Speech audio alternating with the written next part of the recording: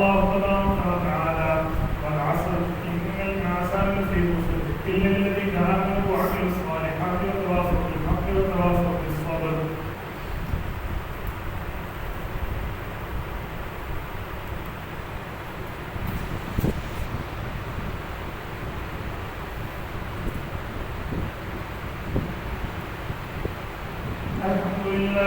الحمد لله نحمده ونستعينه ونستغفره ونعوذ بالله من شرور أنفسنا ومن سيئات أعمالنا من يهده الله فلا مضل له ومن يضلل فلا هادي له.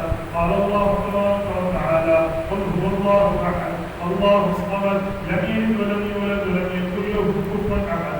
إن الله يأمر بالعدل والإحسان وإيتاء ذي القربى وينهى عن الفحشاء والمنكر والبغي يعظكم لعلكم تذكرون. اذكروا الله يذكركم وادعوه يستجب لكم ولذكر الله تعالى